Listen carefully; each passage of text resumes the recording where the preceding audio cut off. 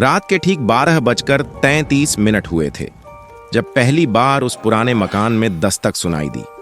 आवाज इतनी धीमी थी जैसे कोई थका हुआ इंसान दरवाजे पर उंगलियों के पोरों से थपकी दे रहा हो।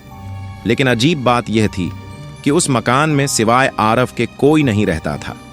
गांव के लोग उसे पहले ही चेतावनी दे चुके थे, आधी रात के बाद अगर कोई दरवाजा खटखटाए तो कभी मत खोलना। आरव ने उन बातों को अंधविश्वास समझकर हंस दिया था, पर उस रात जब दूसरी बार दस्तक हुई तो उसकी हंसी उसके गले में ही अटक गई। दस्तक अब जोरदार हो चुकी थी, जैसे कोई बाहर खड़ा होकर धैर्य खो रहा हो। कमरे की घड़ी अचानक रुक गई, पंखा बंद हो गया और पूरे घर में ऐसी खामोशी फैल गई जिसमें सिर्फ उसकी धड़कनों की आवाज गूंज रही थी। उसने खिड़की से बाहर झांकने की कोशिश की, पर बाहर घना अंधेरा था, ऐसा अंधेरा जिसमें पेड़ों की परछाइयां भी गायब थीं। तभी दरवाजे के नीचे से किसी के साए की लंबी काली रेखा अंदर सरकती दिखाई दी। आरव के गले से आवाज नहीं निकल रही थी।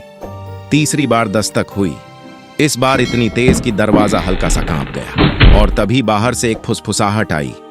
आरव, दरवाजा खोलो, मैं तुम्हें लेने आया हूं। वह आवाज किसी इंसान की थी, पर उसमें जान नहीं थी, जैसे किसी सूखे गले से निकली हुई टूटी हुई ध्वनि।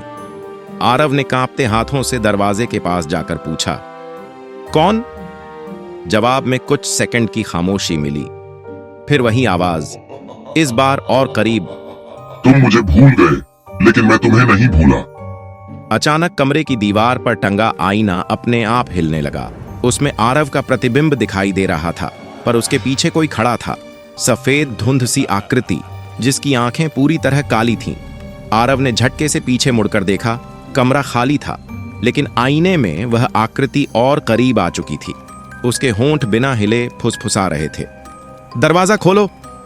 अब दस्तक रुक चुकी थी, पर दरवाजे का हैंडल धीरे धीरे अपने आप घूमने लगा, जैसे बाहर खड़ा कोई अंदर आने की कोशिश कर रहा हो। आरव पीछे हटता गया, उसकी पीठ दीवार से जा लगी। तभी अचानक दरवाजा एक जोरदार आवाज के साथ खुल गया। बाहर कोई नहीं था, सिर्फ ठंडी हवा का झोंका जिसने पूरे कमरे की बत्तियां बुझा दी। अंधेरे में उसे किसी के कदमों की आहट सुनाई दी, जो उसके ठीक पीछे आकर रुक गई। उसने महसूस किया किसी की ठंडी सांस उसकी गर्दन को छू रही है। वह चीखना चाहता था, पर आवाज जैसे किसी ने छीन ली हो। तभी उसके कान के पास बहुत धीमी आवाज आई, अब तुम भी दरवाजा खटखटाओगे। और अगले ही पल सब कुछ शांत हो गया। सुबह जब गांव वाले घर के अंदर गए तो दरवाजा खुला था, कमरा खाली था, आरव कहीं नहीं मिला।